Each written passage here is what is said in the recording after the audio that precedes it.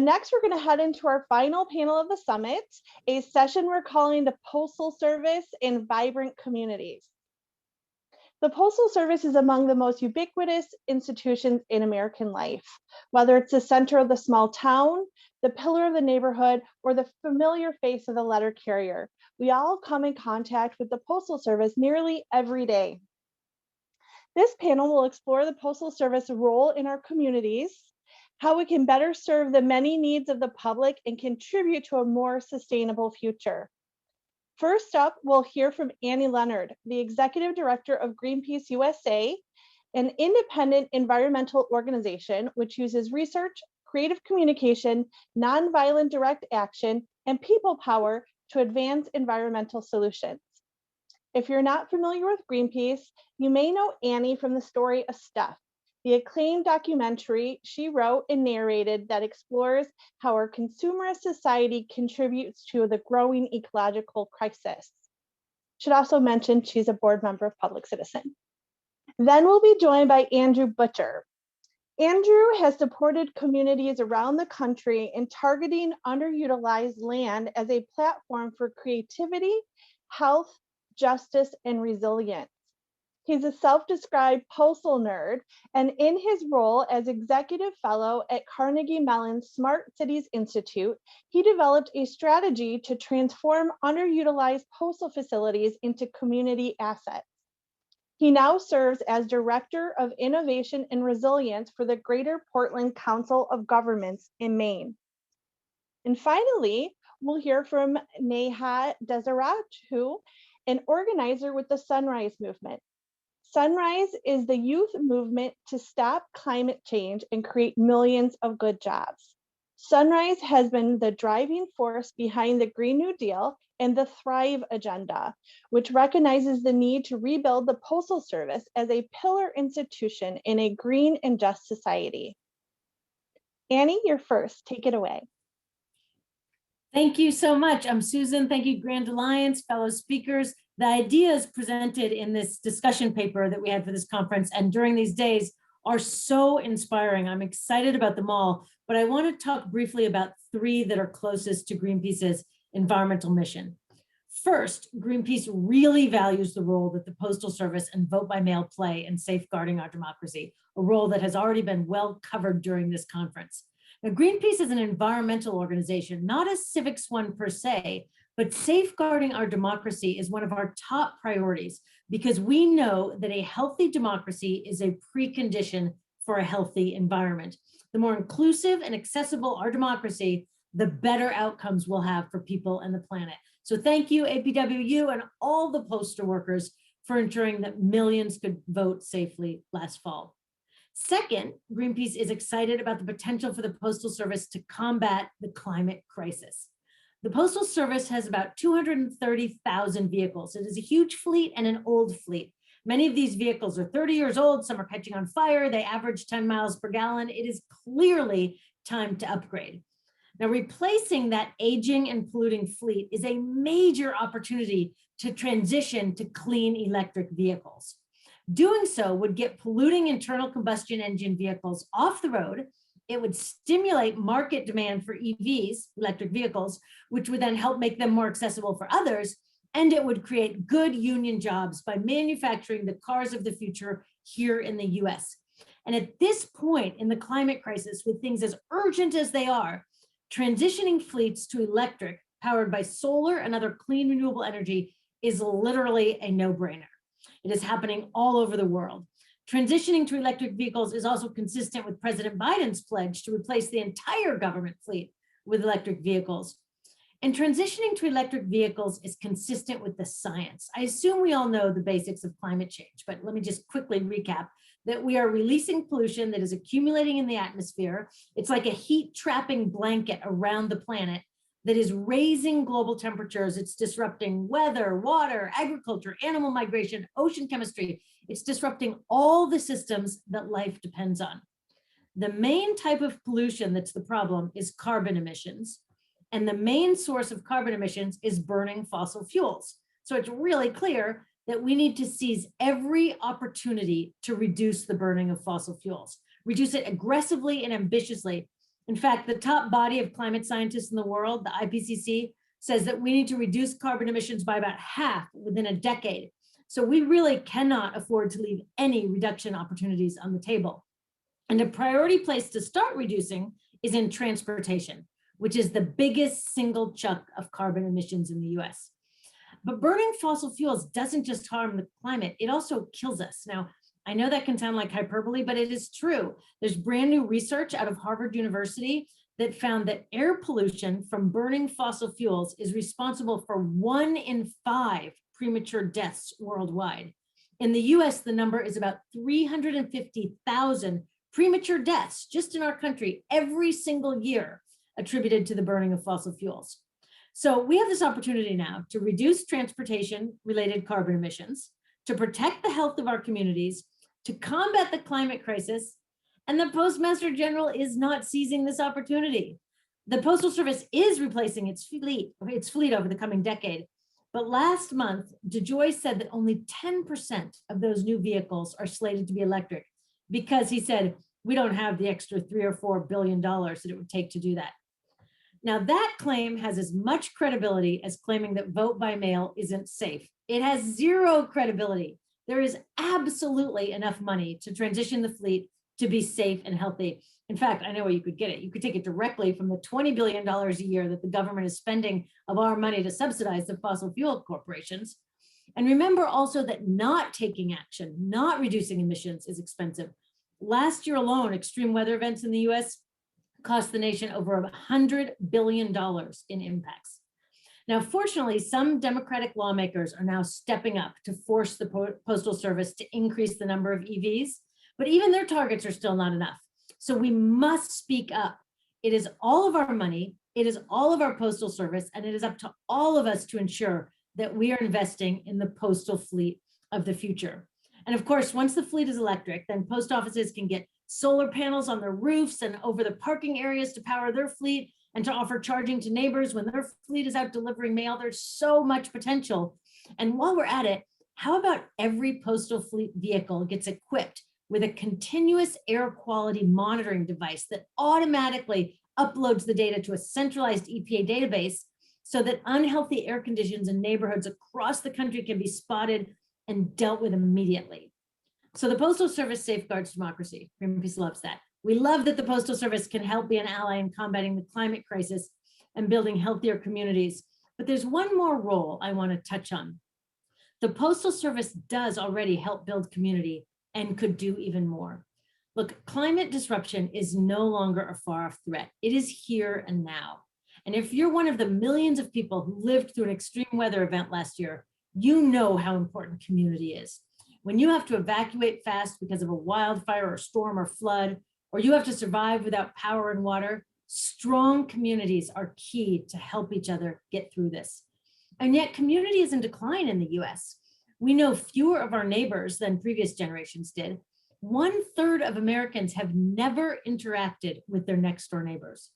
We're spending more time alone, working, watching screens, and less time in community and civic activities.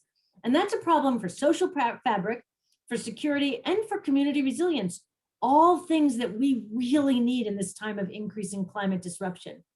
So how about using the post office lobbies for community events and meetings, used book swaps, exercise classes, evening card games, help doing taxes, training in everything from beekeeping to community organizing to emergency response?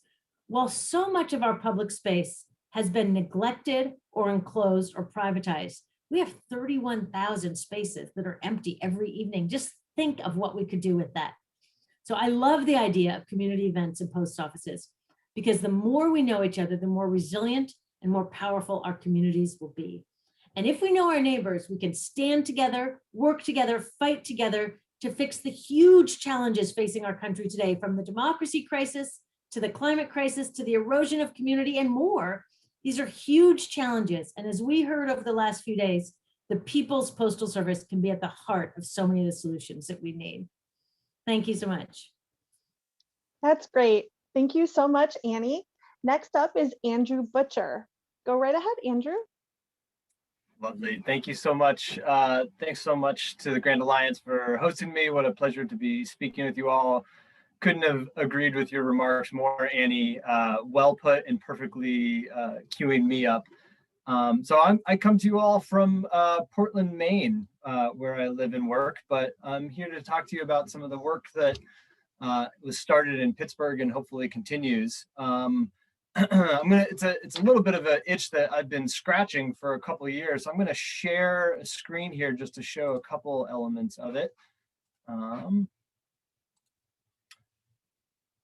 Okay, everyone's seeing, can I see a thumbs up as far as seeing this? Great, thank you so much, Susan, wonderful. So I am pretty fascinated about the role of underutilized real estate and how it affects communities. I'm fortunate to have spent about 10 years or so in Pittsburgh looking at a significant amount of underutilized vacant land in the city and how it affects communities. This is a vacant lot in Pittsburgh that I and community members helped plant with sunflowers as a way to remediate contaminated soil, produce a biofuel feedstock, and serve as a platform for education, training, and employment opportunities. But what's interesting is you start looking at underutilized real estate and the role that it has in addressing community needs, and you start seeing some commonalities regardless of the type of real estate and the type of asset. And after spending a lot of time thinking about sunflowers and vacant land, I recognized something really important about myself, which I think I probably share with many of you, and that I'm just a huge nerd about this incredible system that is at the frontier of our system of commerce and democracy, the Postal Service. When you put it in perspective and you think about the role of binding the nation and 32,000 over at some points over 32,000 facilities that are strategically located where people live. This is a huge asset that is largely underutilized. And so I've spent the last couple of years thinking about how to really tap into that asset and how to navigate some of the structural factors that exist. And there's no shortage of them, of which I'm sure most of you all can speak to better than I can. But I just want to start with a small point of inspiration. So you see this, you might not be able to see very well, but see this little red arrow here? Well, that's my old office. My old office used to look right down the street here at this 5 acres of parking lot and rooftop of the Broad Street Vehicle Maintenance Facility. That's at the intersection, the literal intersection of the city of Pittsburgh's economic transformation. Below the circle is the fastest growing real estate market in the state of Pennsylvania. It's the home of Carnegie Mellon, University of Pittsburgh, Google's second largest campus in the country. And just north of the circle is the community of Larimer. And you may see a lot of green space there because over 80% of that community is vacant and blighted. And so here we have an incredible community asset at the literal intersection of a community transformation. And so it's here that it piqued my interest of, well, what can we do in a place like that? How can we utilize best practices in asset-based community development to think about the use of this space to address the needs of multiple communities? And so, this gets us thinking a little bit more about the nature of some of the problem, right? I mean, and by all means, I don't have to say it to this group, but just to go really quickly, the postal industry is, as we all know, it's changed quite a bit. It's continuing to change. Technology is a huge factor. As that change is accelerating, the facilities for which the mail goes through also are under increasing strain, resulting not the least of which is through policy over the years that increasingly makes it more difficult to utilize the facilities. And so the result here is ultimately, right, communities bear the cost. And what I mean by that is, a conservative estimate of over 1,600 suspended or discontinued facilities around the country. And again, I think this is a conservative estimate. These are the facilities that are in that are on the termination list. And I certainly understand that there are needs for efficiency and that the industry needs to evolve and to change. My point is, these are assets. These are assets that we need to be thinking about, and we need to be thinking about as far as how we grow the pie. So I bring a pretty different perspective to this conversation because I just want to, again, zoom out to some high levels, right? 32,000 facilities. 23,000 of those facilities are privately owned and leased to the US Postal Service. So 23,000 private owners, well, it's not actually 23,000 private owners, but a smaller collection of owners pay an annual rent of $1 billion. The US Postal Service pays an annual rent of over $1 billion a year for that real estate. And so my proposition for this conversation is that place matters.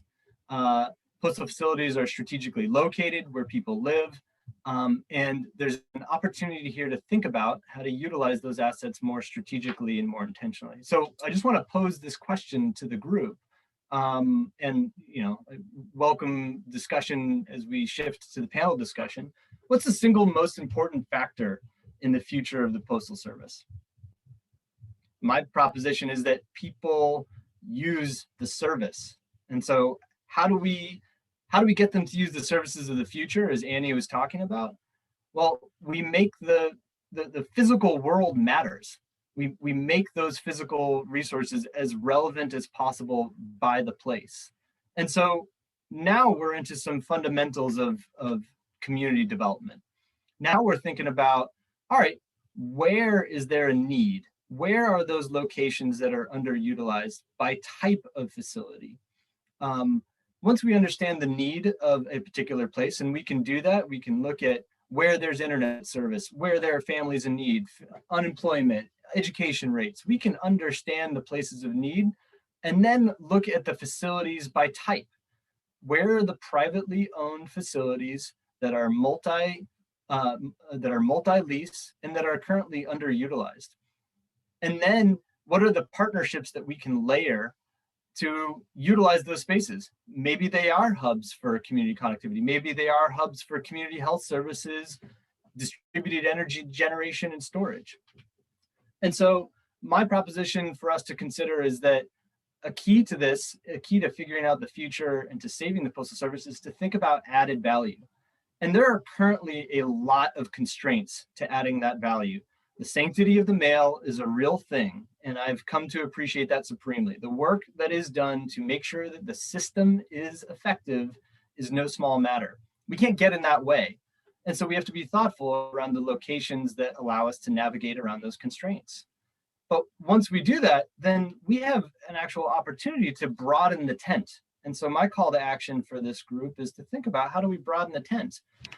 Privately owned postal facilities are owned by postal lessors. Postal lessors are not typically a network that are thought of engaged in activism, but they have aligned interest. The more the services that the Postal Service employs for community benefit, the more likely those real estate investments have a sustainable source of revenue. And the more sustainable source of revenue, the more services that the Postal Service at large can help support, the more stable and the more opportunity there is for growth and addressing some of the macroeconomic and environmental challenges that Annie spoke to. So I'm pretty sure that my time is limited today and that I'm close to wrapping up. I'm really looking forward to a Q&A conversation. And I definitely welcome thoughts around how to think about the postal facilities as an aggregator of complementary services to address community need. Thanks very much. I look forward to continuing the conversation. Great, thank you so much, Andrew. Finally, we'll hear from Neha Desaraju from the Sunrise Movement. Hi, everyone. It is so great to see you all. Hi, I'm Neha. I use she, her pronouns, and I am from Sunrise Movement. I am the Decentralized Communications Coordinator, which is just a big name for saying that I'm on the communications trainer, which is a national organization for climate justice led by young people. I'm a high school senior in Dallas, Texas, and I've been organizing with the climate movement for some time now. I want to thank you all for having me today, especially the folks who are organizing a Grand Alliance for the Postal Union and for the Postal Service. So this is really exciting. Our primary focus for the Sunrise Movement is the Green New Deal, which is a legislative framework and climate report introduced in Congress by Representative Alexandria Ocasio-Cortez and Senator Ed Markey in 2019, with huge support from Sunrise Movement, modeled sort of after Franklin D. Roosevelt's New Deal. The theory is that there's this myth long perpetuated by oil and gas since around the 70s that in order to take climate action, you have to forego economic activity. And this is just not true. The Green New Deal proposes bold climate action that the science requires, with an emphasis on investing first in communities most affected by the climate crisis, such as disabled people, low-income communities, and communities of color, while creating millions of good jobs, well-paying union jobs in the process. And I want to talk a little bit today about the connections, historical and present day, between climate economic movements and the US Postal Service, which is why the USPS is vital to climate justice in a democracy, particularly in an era of the Green New Deal. But first, I'll take you to my grandparents' home in India, where I've been a few times in my life when we get the chance to travel in the rainy summer months. There's this big mango tree outside that house that has existed for at least a couple of generations now, so it's older than I am. And my grandmother makes this really delicious mango pickle out of it. It's a staple in our dishes. It's super spicy, but it tastes great with everything. And she makes it by hand. She makes other spices too, from vegetables and fruits that are locally sourced directly from the area, from the farmer's market. And my uncle lives also a few cities away in India, has a cashew farm, and he produces the best tasting cashews you've literally ever tasted. Ethnic food is really crucial to my family. My parents are immigrants, and our food is sometimes the only connection my sisters and I have to our culture back home. And it's a way to connect with friends and family, and I know this is the same for their immigrant families. And when I would go to India, my grandmother would take me to this little shop down the street where they seal the bags with and cashew. I'm using this small machine, and then we would go down to the post office, which is just like a little bit more down the street, and put it in boxes it off. And I know it would be at home in a week or so after we got back, thanks to the Postal Service. And I'd be so excited to eat the first one, to open the one and start eating it with everything. And it's this level of connectedness that facilitates these experiences with my family, my immigrant family.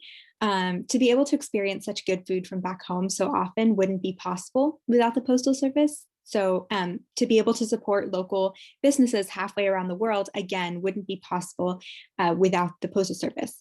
And to support locally sourced, relatively healthy, organic, well-processed food using good environmental and sustainable practices would once again not have been possible otherwise. And this is just one example of how the Postal Service as an institution has been a key pillar to at least my experience growing up in an immigrant family. And I want to talk a little bit more about that last point, essentially the social value of the USPS as a necessary pillar of the Green New Deal and other policy proposals for bold climate action. President Biden was just elected through the hard work of tireless organizers. He wasn't everything that we wanted him to be in climate that we know. But with a climate mandate and Biden's climate cabinet, we are now sitting at the cusp of an era that has the vast potential for the most bold climate and economic action in favor of the people this country has ever seen. Unprecedented, just as Franklin D. Roosevelt's had been during the New Deal era, if our representatives in Congress and the officials in the White House can see it. There's an off-cited study by the Urban Institute, and it reports that there are some key areas that the USPS derives its value to society from. One is, of course, its role in reaching low-income immigrant and rural communities, once again, an important part of any climate action this country should take. In fact, that study called the USPS the baseline. Other package delivery companies should reach these communities.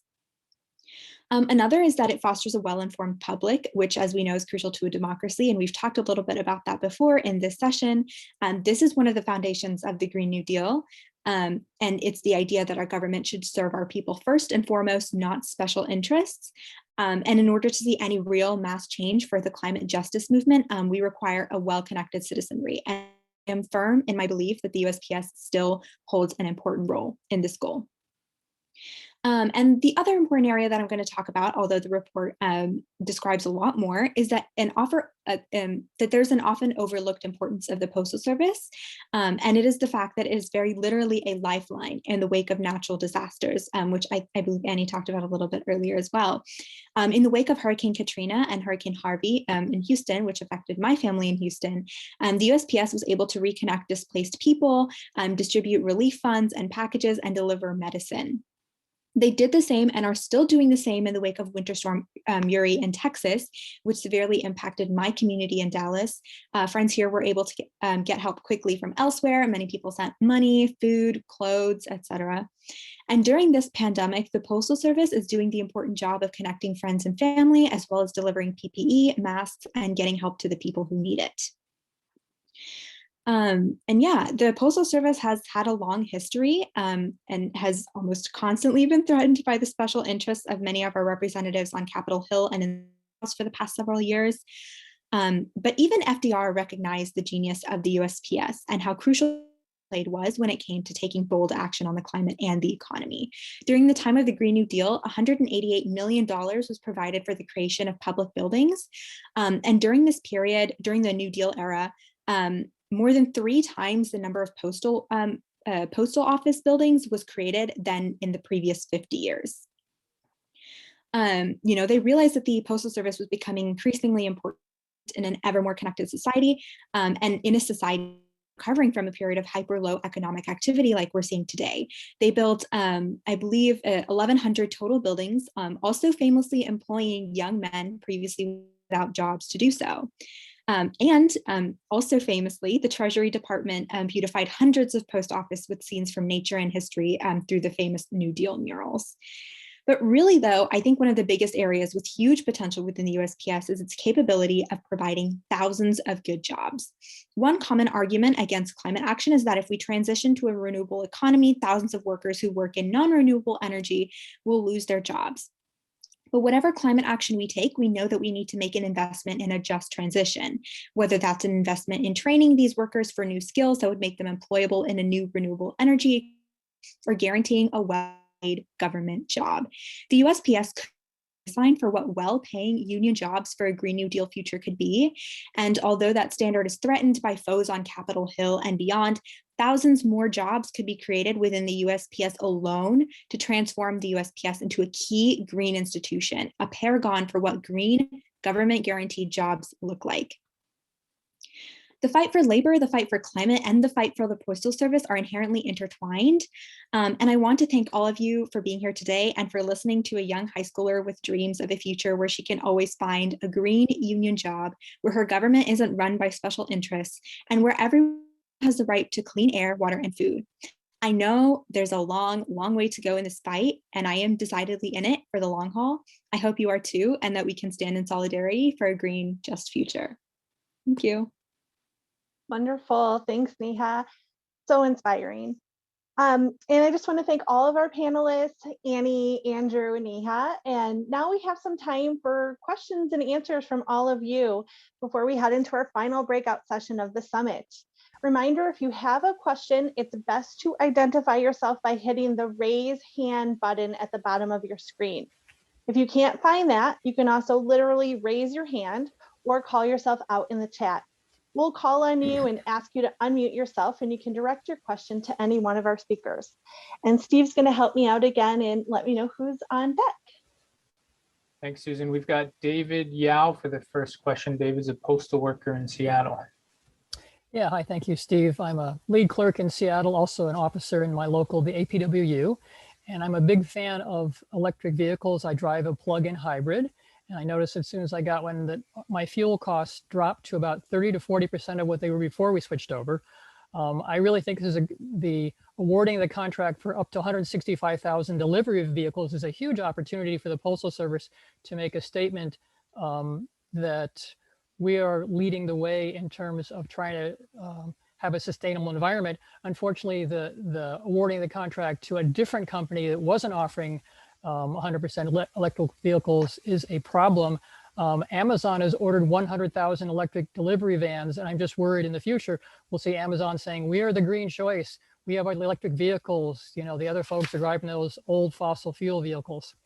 But there's a couple of obstacles that I see to us getting electric vehicles, one of them being costs. And my guess is that the Postmaster General just looked at the numbers and said, well, in the short term, the cost is lower if we order these gas-powered vehicles that we're getting. And, you know, with a promise of 10%, which I don't really trust.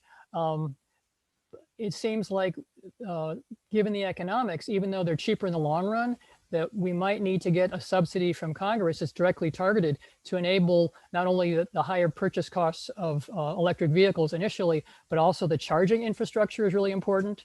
And that's a whole engineering thing to have added right there. So that's one of the obstacles. And the other, of course, is DeJoy and having the political will to do something that's not, he's not looking at the social value of driving clean vehicles. He's just looking, I'm sure, as a business guy, at what's the bottom line, how much does it cost, the heck of the environment. So just wonder if the panelists would weigh in on what are the paths we have potentially to follow to try and get the Postal Service to substantially adopt electric vehicles in this delivery contract.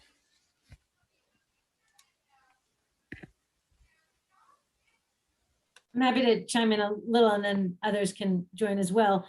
You're absolutely right about the risk of Amazon is going to be running leagues ahead of the post office here because the entire transportation fleet is moving to electric.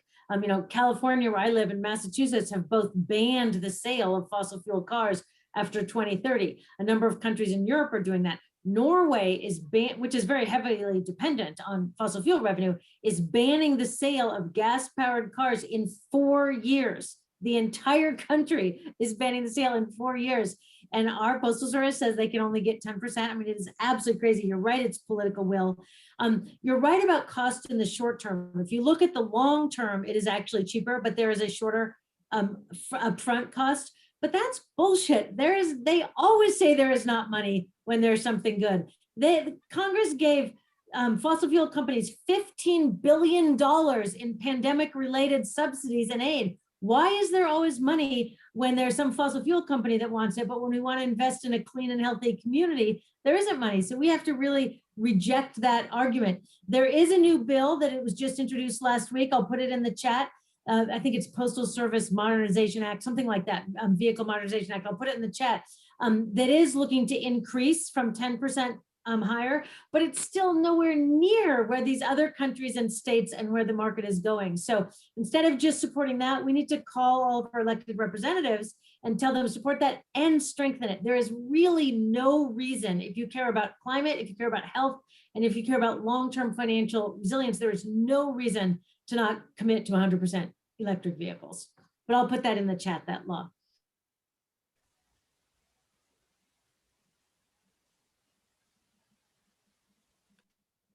Anyone else want to jump in there, or should we move to our next question? I'll jump into the next question with this. I mean, it cues into the question of governmental procurement is not a sexy or fun moving thing, and chances are this is chances are the contract and the approach was developed a long time ago. And I think that you're absolutely right, Annie, in that there's got to be the political will. But we also, I think this is a great opportunity, especially through this type of coalition, to make an appeal to automotive workers. I mean, the reality of it is that this country is well positioned to be able to be a worldwide leader in EV vehicle and charging infrastructure development. And I think the more that we can demonstrate the power of action by looking at where we can produce energy on site as charging stations at facilities that are a part of an EV fleet, the better. And I agree with you, there's a short-term cost for that kind of upgrade, but the policy has not been, I can't imagine that the postal procurement has been able to really look into the future and make decisions. And so I feel like that's where the will of this coalition is so significant in being able to put pressure both on lawmakers and on building out a broader array of diverse partnerships. Great. I don't know that we have time for additional questions. We've got a little bit of time, Susan. Oh, good. Probably Excellent. another 5 minutes or so. So hopefully we can get Oh, through a few. good. I know people have their hands up. Mark amazing. Dimmenstein wanted to speak, and then Isaiah Madrigal would be following Mark. Oh, hello all. Just a quick question, really good panel, a lot of good thoughts.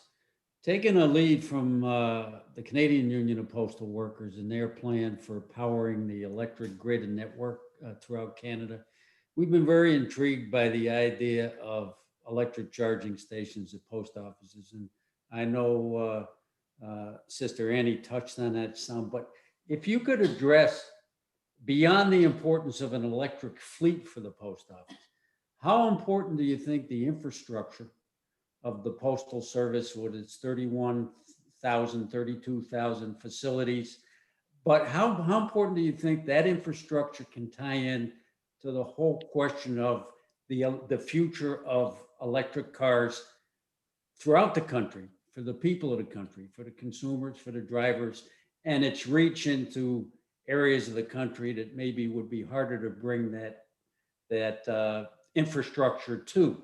How do you see the post office being on the cutting edge of that question? I'll take a first quick pass at that. Excellent question, and thank you. I have the privilege of sort of having this postal itch and really having taken a look at it over a couple of years, but I'm really a novice, but I find it an incredibly compelling system to be thinking about. But in the same vein, I spend a lot of time in community development and real estate and alternative energy networks and coalitions. And one thing that I find really amazing is that the Postal Service is not engaged in any level of sector-based or local-based coalition or strategy. Your colleague Phil joined me at a forum in Pittsburgh at Carnegie Mellon about a year and a half ago, where we said, let's bring together postal expertise and community development expertise and identify common priorities and how we might go about addressing those common priorities. And the conversation was incredible. And we were very fortunate to have Phil there and a couple other US postal officials and some leaders in philanthropy and community development. And what that sort of revealed to me is that, to your question, for the Postal Service, for every coalition that we're having around social justice and democracy, there are very niche coalitions around EV charging. And for the Postal Service to show up at a Clean Communities Coalition meeting, which is a Department of Energy nationwide network of coalitions advocating for clean fuels, for the Postal Service to show up and ask the question, you've already mapped out where the best possible optimal places for EV charging infrastructure is. Here's a map of our facilities, our vehicle maintenance facilities, and how can we fit into this? How do we get our facilities on the map as a destination for EV charging? And how do we leverage any of the other existing resources that we have? And so ultimately it comes down to diverse network engagement, Mark.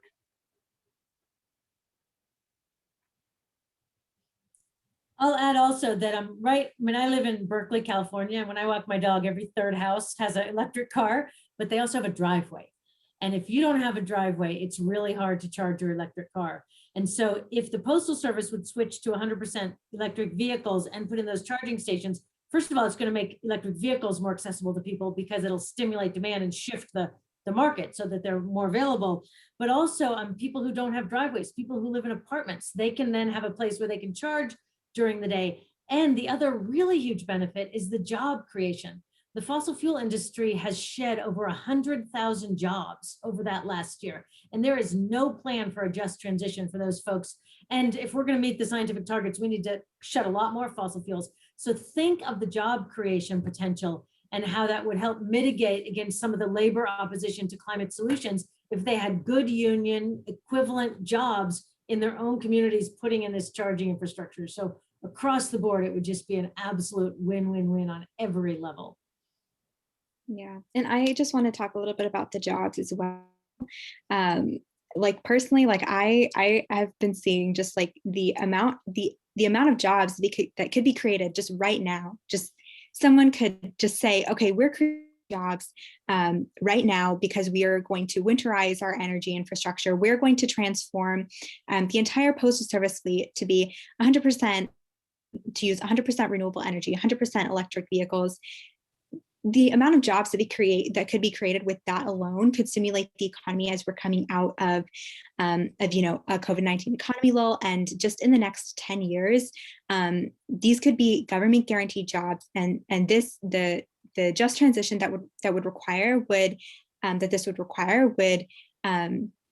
really cost a whole lot less money than, continuing to use fossil fuels, and the amount of strain that places on our environment and on communities and the economy.